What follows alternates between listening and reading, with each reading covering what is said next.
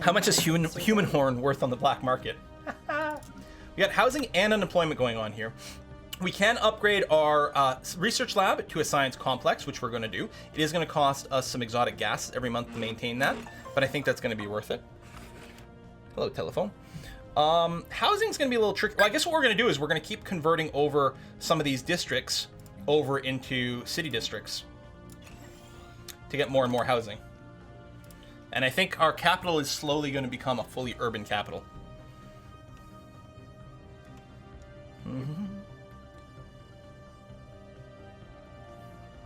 I meant the missing people event will get the sector independent. Yeah, I wondered about that, but we will see. Upscaling complete. Maybe we won't invest too much in Rundor. So factions, right? The alien taunts, they're pretty happy as well, actually. Oh, they would be happier if we enforce a passive study on natives, which, considering we have no natives, I'm gonna go ahead and like switch my policy for that. Native interference is passive, and I think they might also want the no enlightenment. They want no purges. Yeah, we can ban purges. I don't think we're not running that kind of government. Purge. Purge. Displacement only. No purging. I mean, Futurama is a very multicultural universe. There you go. They have 100% approval right now. They're not very influential, but they're there. And just like that, we find some primitives. Although, they're not anywhere close to our territory, so that's fine. They're near the robot fanboys. Wow, there's a lot of nasty stuff over here. Interesting. Special project actualized. Atmosphere of Rundor Prime has been filtered to greatly reduce the effects of the hallucinogen. Ah, fresh air. All right. Part of kill all humans, don't you understand? Going for Ecumenopolis. Yes, which I think is it's an Ascension perk, right? To be able to unlock that?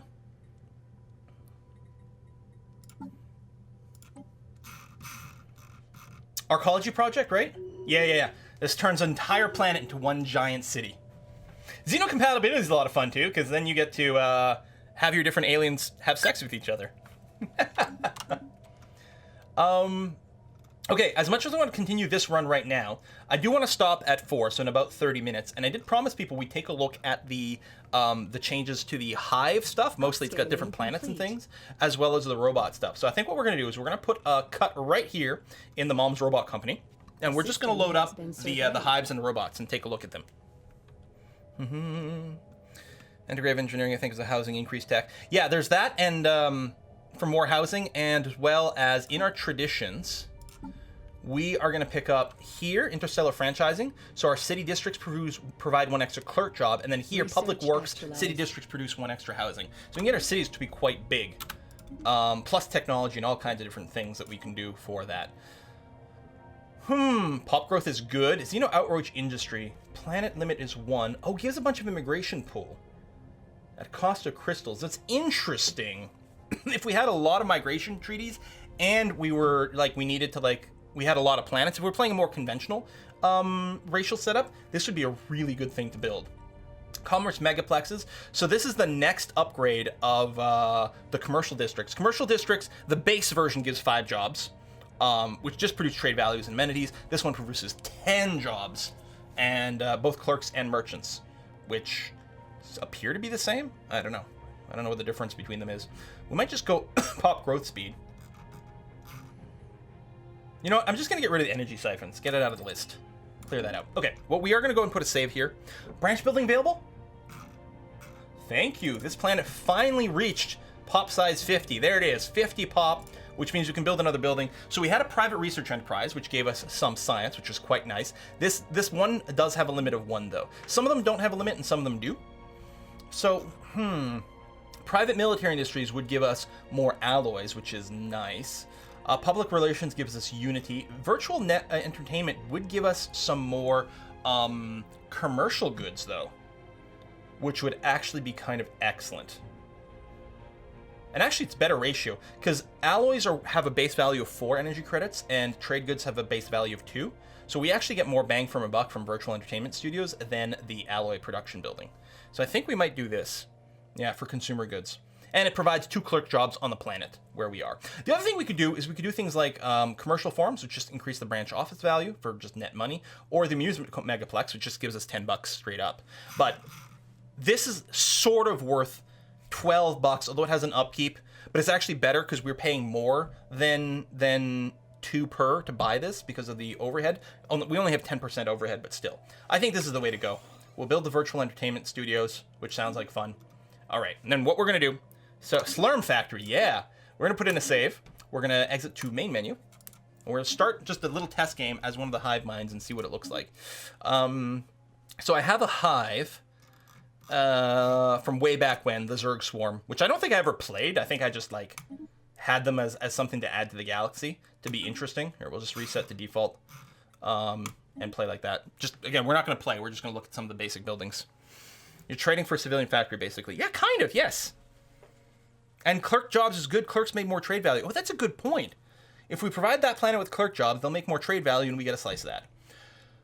So, if we're looking at a swarm, or a gestalt consciousness, a hive mind, a few things are different. First of all, there's only 2 tiers of workers. There's menial drones and complex drones. Menial drones work your basic production buildings, food, amenities, mining, and production, for example.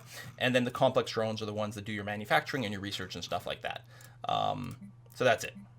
Only 2 types of population there. Of course, we don't have to worry about happiness and whatever. There is still sort of a crime meter. It's called deviancy. So, you know, things that aren't quite as well connected to the hive mind and then maybe have to be purged and pruned to keep the hive mind together. So there's going to be that. There's still stability here because, like, you know, how well your planet is organized. You have the right amount of infrastructure and things, you know, factor of housing and whatnot, you know, still comes into play to a certain extent.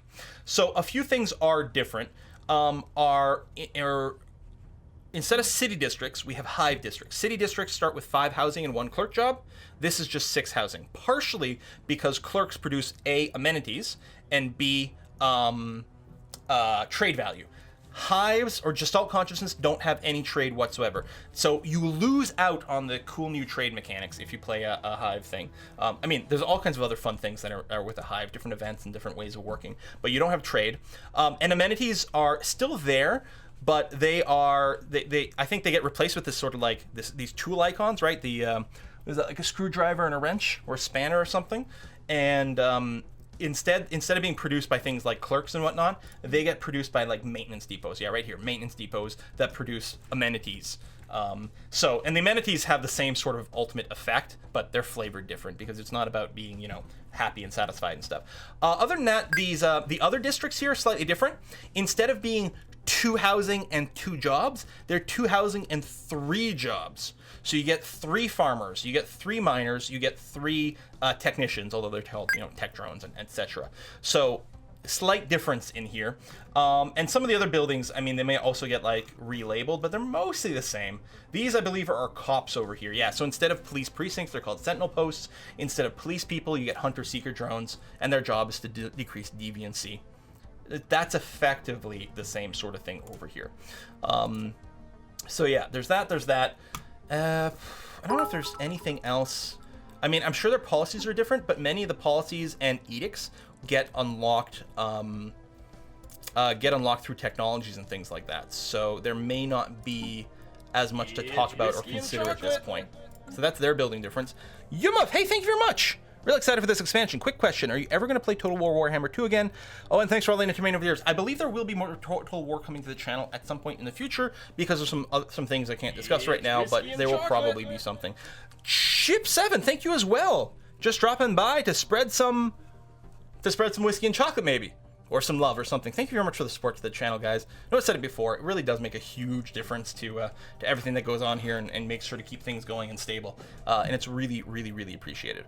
Hive Mind food policy is amazing. Oh, is it different? Strict rationing, dietary balance, nutritional plenitude. I think... Okay, maybe it's different because it might affect pop growth speed instead of happiness. I think for a non-hive mind, I think these affect happiness instead of growth speed. I'm not sure. Maybe it's the same. So anyway, so there's that. You know, sometimes playing these hive minds, some of the technologies get renamed. but it's effectively all going to be the same. Okay, let's check out robots real quick. 33% growth instead of 10. Wait, is it 10 as a base? I know one of the things, the hive minds have really been sort of reimagined a little bit as something that is really supposed to be like high population, fast growing, like a true sort of hive swarm kind of thing. That's one of the reasons like the housing districts give you more housing than before, while at the same time the regular districts give you way more jobs. So I think there would be a very different feel playing a hive mind in this version because of just that incredible amount of growth. So if we look at a robot race like the sentient waffle irons, hive mind had the exoskeletons at the start compared to how long it took mom. I know! So frustrating. I can't believe we researched like a ton of text before we got it. It was very annoying. So sentient waffle irons on Brussels over here. So their differences are their housing district, Nexus district here, just 5 housing, no jobs. Their regular districts, 2 housing, 2 jobs. So their cities are a little bit lower. On the other hand, I believe their pops need fewer housing. So again, just like with the hive mind, they have 2 types of drones, complex and menial. This, because it's a rogue servitor, we also have bio trophies over here. If we look at these guys, and actually we didn't look at the requirements of the of the hive. Now, so they still need 1 housing, they still need 1 amenities, which is interesting, and their upkeep is an energy.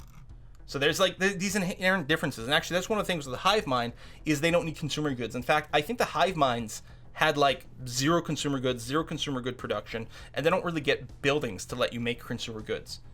We didn't actually look at that, but I'm pretty sure in the hive mind the consumer goods were just zeroed out completely, non-existent. And we got our bio trophies over here. They need food and consumer goods thrown in. These guys are pretty happy though, which is good. They're making our Unity for us. That is lovely. We do start with the ability, we're producing our waffle irons right from the start. And yeah, it looks like if we had population control, oh, I never considered that. If you hit population control, you can choose what species are allowed to grow. Okay, all of a sudden population control is a lot more powerful than I get credit for, ever. And yeah, with the robots, I think it might be nice if population control was separated out from the robot population control, but okay. So then if you have specialists, you can do that. The game is supposed to assign people to their jobs where they have the highest possible skill bonus. So if you have like a mining drill, you'll get preferentially assigned to say mining drills and things like that. Yeah, this is new. But I mean, it certainly makes sense for the species over here being, like for the robots being new, because you used to just, build robots of a particular type. Here you choose what's being assembled. And with the any species, again, it's supposed to be weighted in all kinds of smart ways. Same thing here. This is supposed to be weighted in smart ways. But now what is new is the ability to choose which species is growing. But what's also new is only 1 species ever grows at a time. I think previously you could have multiple growing species on a planet at the same time if you had multiple different species. Now it's only 1 at a time, with the exception that if you've got robots, you can build robots while your natural species grow. So that's good. And yeah, our robots start with a machine assembling plant over here, so they slowly start to produce a material. Yeah, they also don't have a trade value. But other than that, I'm wondering if you just played, if we didn't have the bio trophies, I'm willing to bet consumer goods would also not be a thing for robots. Especially if we were like kill all people robots. So yeah, it will grow variants. Yeah, for the robots, yeah, it'll sort of randomly choose, I think, from the pool available. Same thing that for the biological pops, it'll randomly choose from the pool available there. Let's take a quick look. If we have like death robots?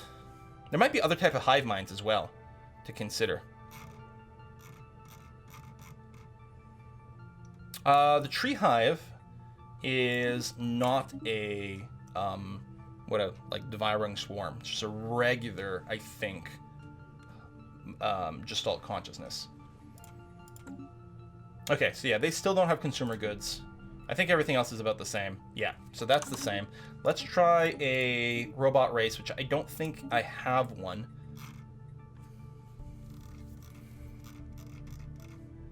Oh, I have the Quillbot pacifists, that's right. Oh, they were determined exterminators. Yeah, okay. Let's check these guys out. Quillbot pacifists. Oh, they were so much fun. That we did a Let's Play with them, right?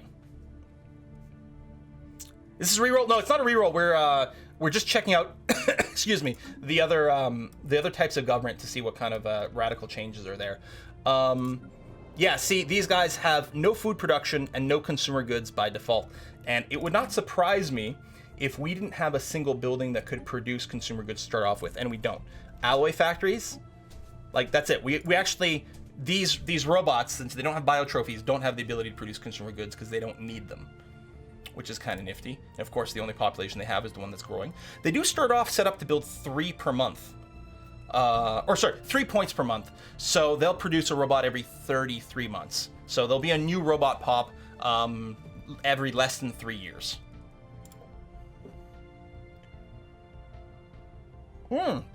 Check the Ascension perks. Yes, sir. And or madam. I mean, there's some new stuff overall in the Ascension perks. So, machine worlds. So this is something available for the machine people here. They transform all their planets to machine worlds. Machine worlds are no longer limited into how many generator and mining districts they can build, right? So your planets normally have a cap on mining. Well, they also have a cap on farming districts, but they don't care about that for the machine worlds. But they normally have a cap over here. You're still limited by the size. But other than that, these guys can go any number of mining or generator districts if they pick that, if they make a machine world. What else we got in there? Yeah, I think everything else is the same. Synthetic age, yeah, that's for making cyborgs, but it doesn't apply to us, right? Oh, no, these are self-modification points. It's like the genetic thing, right? So yeah, they've got that. Pops living in machine worlds have their resource output increased 10%, housing usage reduced by 10%, any existing agricultural districts on the planets will be destroyed, which is kind of cool and groovy. If we go over to our Sarah Mom's Friendly Robot Company, I don't know if we looked at all the Ascension perks in there, because I think...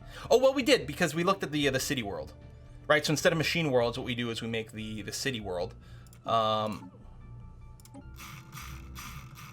Well, xenocompatibility is new. This is literally allows your people to crossbreed with other species. And they literally have, like, you know, multiple penises or flagella or something they're trying to combine together. It lets you make...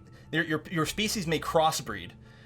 You get a 20% growth boost on those planets, and half species have a mix of the portraits and get +1 to their maximum traits and points, which is awesome. So you get superior species through biocompatibility, which is awesome. It's a really disturbing image, isn't it? And then, yeah, we've got the Arcology project over here. Lets you make the Ecumenopolis, increases housing, resource production, and pop growth, and unlocks special arcology districts at the expense of the planet's natural resources become inaccessible, preventing any further construction of generator, mining, or agriculture districts. So it becomes a giant city planet, which I think will work quite well for New Earth, actually. And it might be fun to go down that route. But we need the anti-gravity engineering technology to do that. Hive worlds uncouple agriculture from local deposits, massively increased growth rate, I think. Oh yeah, because we didn't check that for the Hive people. So let's go and exit the menu.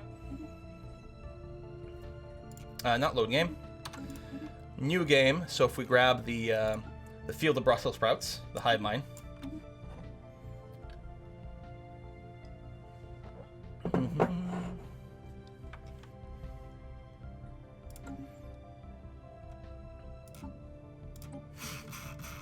Hive worlds. Hive worlds are a special planet class that is uninhabitable for non-hive-minded pops, but are not limited by planetary features and how many generators, mining, and agricultural districts. So it unlocks all 3 categories.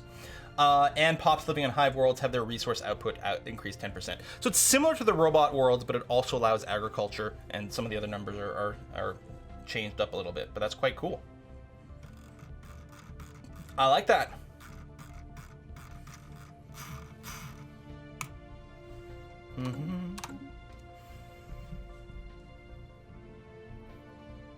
Called the Brannigan Protocol. Can you make a mod with all your races and put it on Steam? I don't know. Can you? Can you do that and just like make your races into a mod? I haven't tried. That's something you do, and is it easy to do? At some point, I do need some friendlier races in here. Like, I was starting to work on the idea of someone who's, like, just a little bit friendlier and chiller. Not someone I'm going to play, but just to help populate the galaxy with fewer jerkasses. Because for some reason, my galaxy is somewhat full of jerkasses. I don't know why. There's like Xenophile and Pacifist. Let's get some more of those. I was going to say, the Serene Quilzard Concordat are pretty chill, too. Not everyone's actually, like, a giant bag of dicks. Just most of them. Hey, that's funny. That's the portrait that our Earthicans now have. See, they're fanatic pacifists. See, they're okay, too. We actually, the Quillian bureaucracy, I think, is in our game, so, but I think they're kind of far away. Da-da-da-da-da-da. Seems to be the new Minister of Housing and Silly Walks. Any change to Gaia Worlds? Not that I'm aware of.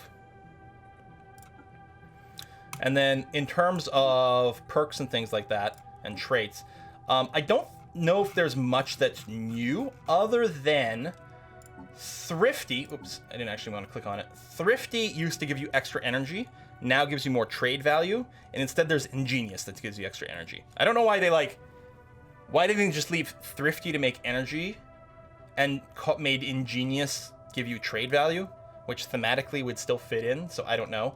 I don't know if there's any new just traits. Certainly a bunch of things have been rebalanced and tweaked. Some of the costs have been changed. You know, Decadent's not about slaves anymore. Like, it's not about I want to own slaves anymore. It's Decadent is I don't want to be a worker. I want to be a specialist or above. Can you go through the generic Empire civics? I mean, I suppose we could. Government and ethics, there's been... I don't know how much has changed. There's a few things... yeah, merchant guilds, like, they changed merchants, right? Capital buildings provide merchant slots, and merchants also produce unity, which is pretty freaking good. And, like, a lot of these functionally, how they work has been tweaked. But I don't know how much is actually different. Pacifist is quite good, though, for that administrative cap boost. Really nice. They show Life Seed in their Gaia world.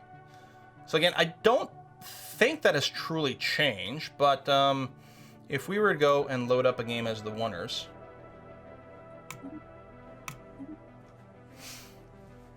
I gotta say, the Gaian worlds might weirdly be more powerful than before. It's hard to say, because you can grow this world so much taller than it used to be. So again, the planet size is the total number of districts you can have as a combination of these four groups. Although we got some blockers early on that does prevent, so each one of these prevents one growth. So right now we can only have 22 districts until we clear these all out.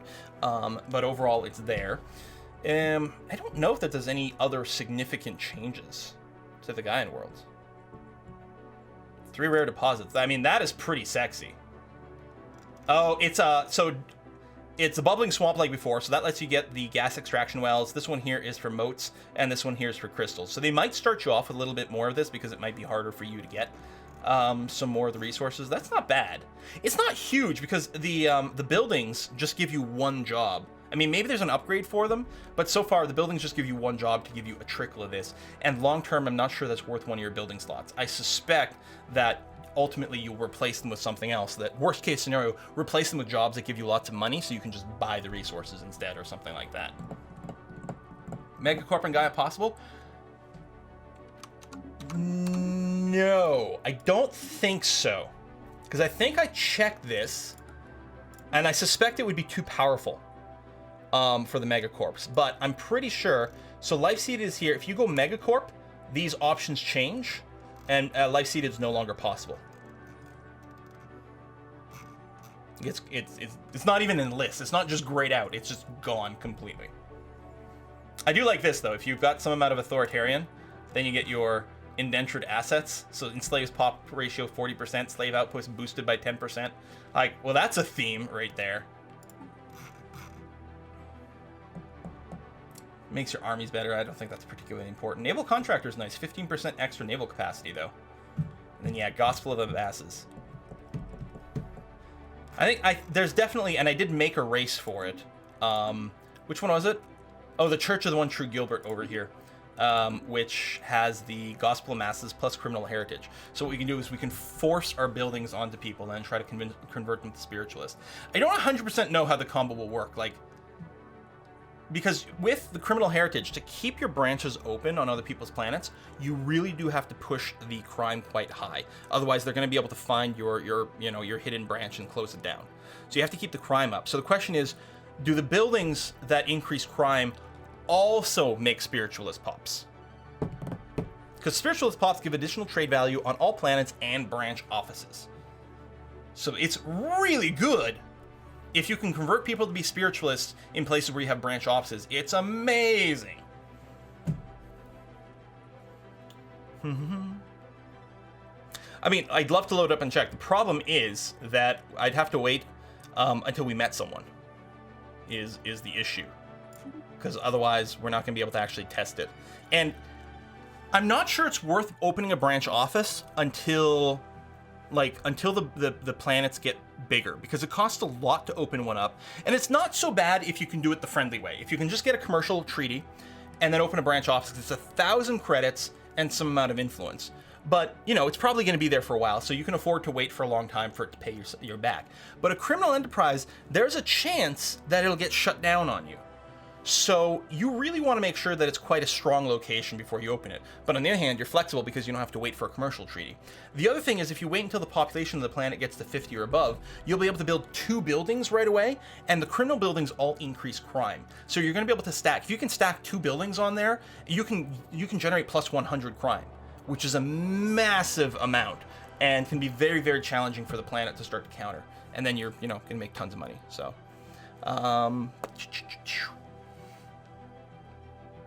commercial treaties also let you use their trade value for trade routes. Oh, that's quite cool. Anyway, I'm going to wrap it up here.